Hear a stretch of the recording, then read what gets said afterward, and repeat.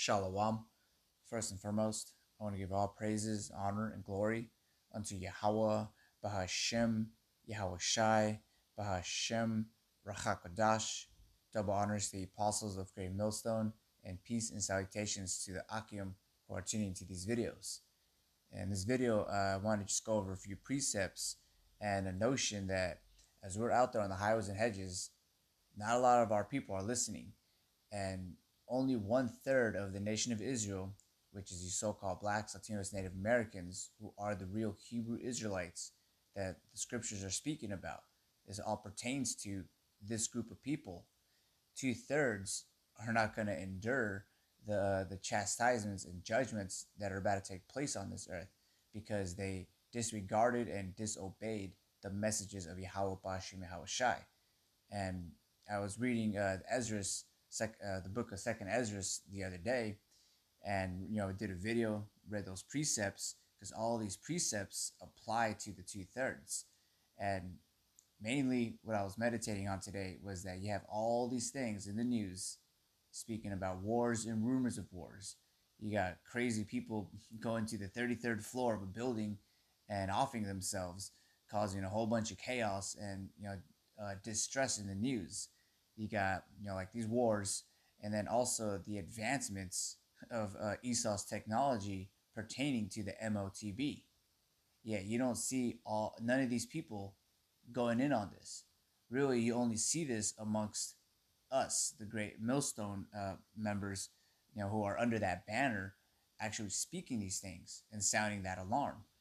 And that's a bad sign because it just shows that it's only a small remnant for the elect to be delivered and saved, protected with this word, this wisdom, knowledge, understanding. But to the rest of these people, what's their excuse?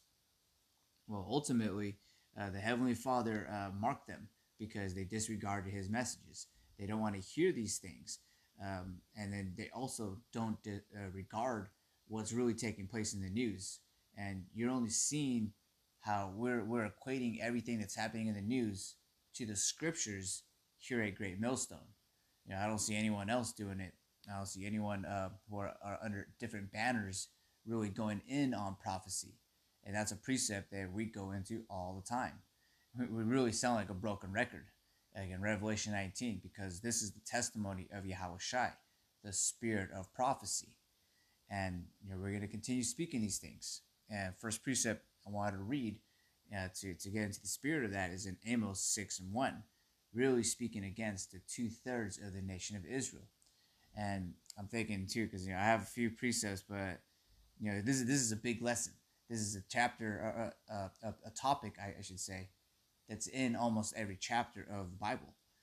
But I'm just going to stick it real simple by reading just a few. This is in Amos 6:1.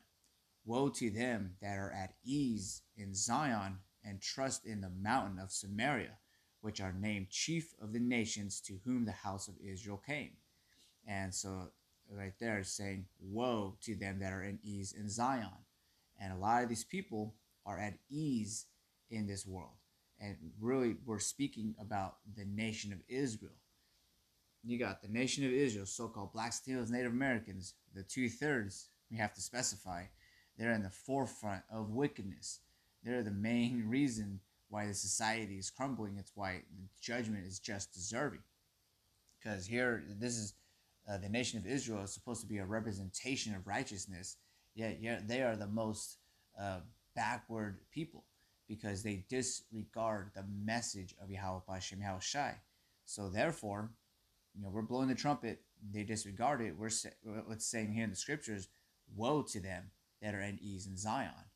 And so that's going to be what's going to happen, Jacob's trouble. Isaiah 37 goes into that, and how there's a balance that basically there's going to be a lot of hell out here.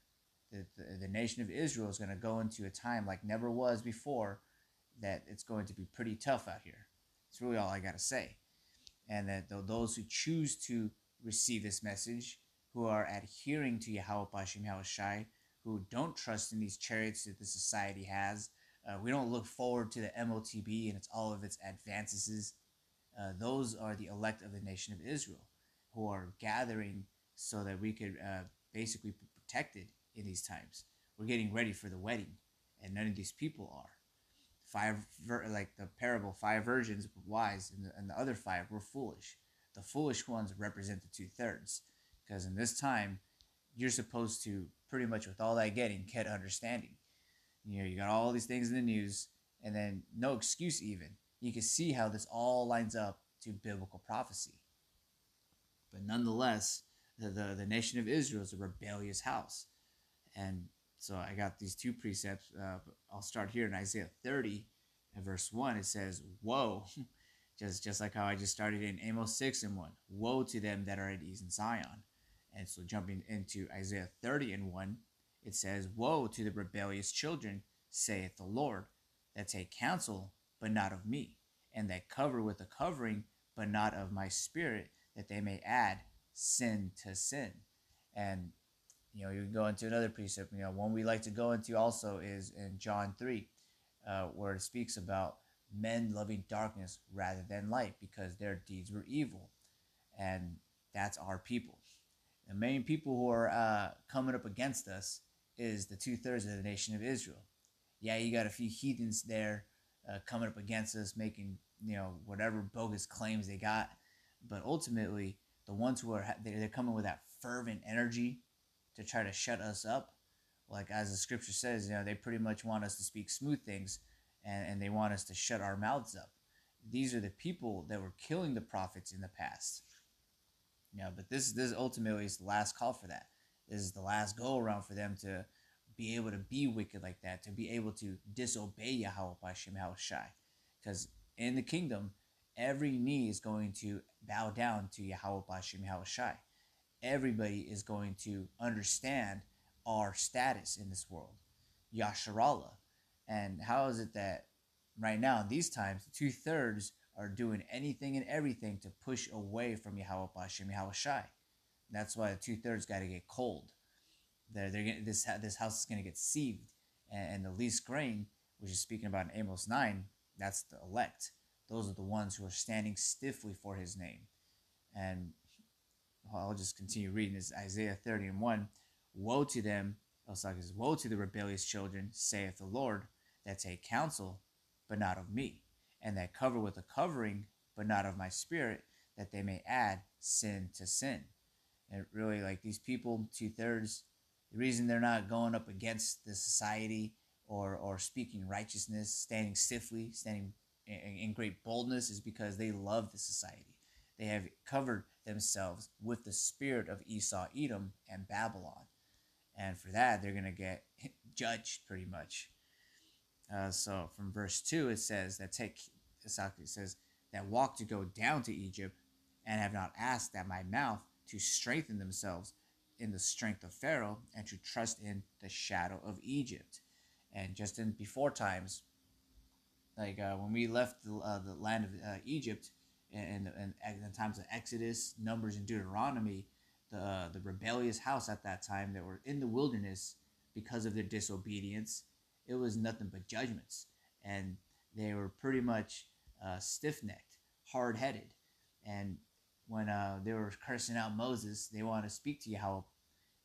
When Yahweh gave them that opportunity, they were scared. They were in fear.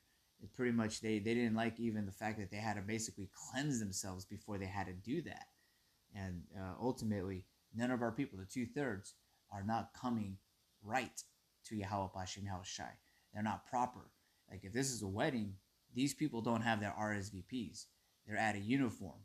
Well, it specifically says you got to wear a tie, not a bow tie. They're going to come wearing a completely different thing. And that's Israel. They want to do their own thing. Rebellious. But right now, the reason why they're like that is because they're in the society, Babylon. And they've completely taken that covering cast. They've adopted whatever Esau, Edom has given unto them. They are of the sons of Satan. So I'm going to read from verse 2 again. It says, that walk to go down to Egypt, and have not asked at my mouth to strengthen themselves in the strength of Pharaoh, and to trust in the shadow of Egypt. Therefore shall the strength of Pharaoh be your shame, and the trust in the shadow of Egypt your confusion. And that's part of what Jacob's trouble is going to be. A lot of these 2/3, like you could really you could picture it, how it's going to play out, where they've cursed us out all this time, scoffed, threw cigarette butts at us, whatever. But then in the times of Jacob's trouble, when Esau Edom is going to come down with great wrath because he knows that he has but a short time to rule, they're going to run to Esau Edom first, because what they're doing right now was basically they're going to Daddy Esau for everything and anything they need, and they do not regard Yahweh Bashem Yahushai. Well, really, they see Esau, the so-called white man, as God. That's why they go to him and they cater to him and conform to his ways. Because if you do that with him on this side in his world, you benefit a little. But ultimately, that's woe unto them, because really you should be in a shamefaced humility mindset for Yahweh Bashem Yahushai. And like right now, what's taking place in the news, it's about to take place with judgment, because these people, the 2/3, are disobeying Yahweh Bashem Yahushai, because iniquity and sin has reached unto the heavens. It ain't just Esau Edom down here doing all these hurtful works. It's also the 2/3. If not, they're the main ones pushing that stuff. Because they've adopted Egypt. They've like how it says in verse 2 here, it says that they put the strength of Pharaoh and the trust of the shadow of Egypt. That's the covering cast that they're coming in at. And it's going to be to their shame, to their downfall. Let me see.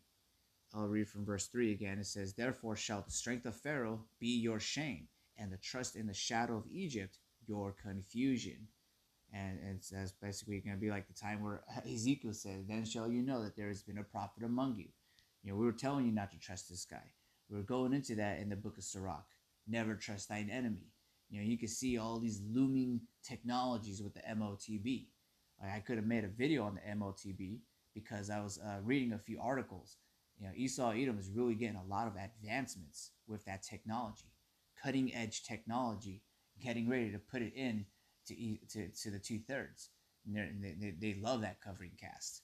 They ultimately want Esau Edom to rule over them forever, for all eternity. But I'll read this in Isaiah 1. Main verse I want to read is in verse 5, but I'll start at verse 1. I'll just start at verse 2. It says, hear, O heavens, and give ear, O earth, for the Lord, Yahweh Bashem Yahushai, hath spoken. I have nourished and brought up children, and they have rebelled against me. The ox knoweth his owner, and the ass his master's crib, but Israel doth not know. My people doth not consider. Ah, sinful nation, a people laden with iniquity, a seed of evildoers, children that are corrupters. They have forsaken the Lord. They have provoked the Holy One of Israel unto anger. They are gone away backward. Verse 5, why should ye be stricken any more? You will revolt more, and the whole head is sick, and the whole heart faint. For the sole of the foot, even unto the head, there is no soundness in it, but wounds and bruises and putrefying sores. They have not been closed, neither bound up, neither mollified with ointment. That's basically like a destitute state, which because they're rebellious, they're disregarding Yahweh Bashem Yahushai, they want to put the covering cast of Egypt, then that's going to be their shame. You're going to tell in Jacob's trouble who the Lord is dealing with. You're going to see the men of the Lord who are serving right now, who are sacrificing their time for Yahweh Bashem Yahushai right here on this end, compared to the 2/3. It's going to be a complete black and white difference. Like it says in Isaiah 65, his servants are going to eat. But to the 2/3, which that scripture is referring to, it's going to be woe unto them. They're going to be confounded. They're going to be in starvation. They're going to be judged, being chased by bears and lions and bit by snakes. All because they disobeyed Yahweh Bashem Yahushai. And just off the top of my head, the laws of Yahweh Bashem Yahushai are very good. They lead to life, and the sting of death is sin. It's really not that hard. It's a simple thing, really. But the 2/3, because they want to put that covering cast of Egypt on them, it doesn't mesh. You can't mix that fabric. Can't mix that faith. It's either one or the other. You're either against us, or as the precept goes, you are either with us or against us. Last precept I want to read is in Proverbs 1. Kind of wanted to jump down here, but let me see. Yeah, I'll just start at verse 20 just to get to the point. Is Psalms 1 and 20. Wisdom crieth without. She uttereth her voice in the streets. She crieth in the chief place of concourse, in the openings of the gates. In the city she uttereth her words, saying. And mind you, when we're going out there to the highways and hedges, that is just another indicator that we're closer to Yahushai's return, because this is sealing the elect. Now, the whole of Israel, all of Israel, has no excuse. They have heard this word, and whether they hear or whether they forbear, you're going to tell during Jacob's trouble who chose what.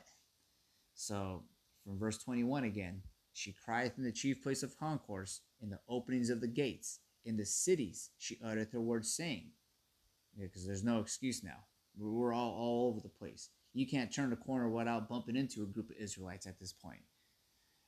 In verse 2, how long will ye simple ones, how long ye simple ones will ye love simplicity, and the scorners delight in their scorning, and fools hate knowledge? How long, really? Really, it's until the cities be laid to waste, until all these people get judged. That's how long. Verse 23. Says, turn you at my reproof. Behold, I will pour out my spirit unto you. I will make known my words unto you. And the spirit of Yahweh Hashem Yahushai is amongst the elect, those who are standing stiffly in great boldness, speaking, prophesying against society.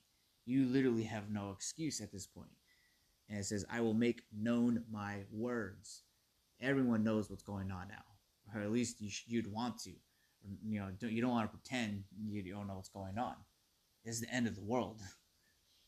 So in verse 24 it says, because I have called and ye refused, I have stretched out my hand and no man regarded. But ye have set at naught all my counsel, and would none of my reproof. Because the 2/3, they're still hanging out with Egyptians. They would rather that covering cast. They don't want the counsel of Yahweh Hashem Yahushai. They'd rather the counsel of Pharaoh. Therefore, the Pharaoh is going to be to their, let me get that real quick, jumping back to Isaiah 30. Isaiah 30:3, therefore shall the strength of Pharaoh be your shame, and the trust in the shadow of Egypt your confusion. So we told you so, basically. Now that moment, it's not, it hasn't even happened, but we're able to say it and speak it because we can visualize it. So the 2/3 are getting judged, and it ain't gonna stop. Let me see, from Psalms 1, and I'll start at verse 20. Again, it says, because I have called and you refused, I have stretched out mine hand and no man regarded. But ye have set at naught all my counsel, and would none of my reproof. I also will laugh at your calamity.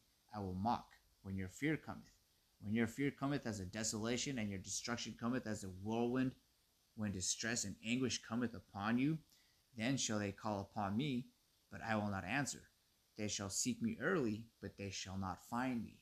Because there's also a cutoff point to this. Just in the times of Noah, we're prophesying. This is the time to soup and reap the wisdom, knowledge, and understanding that we are giving freely.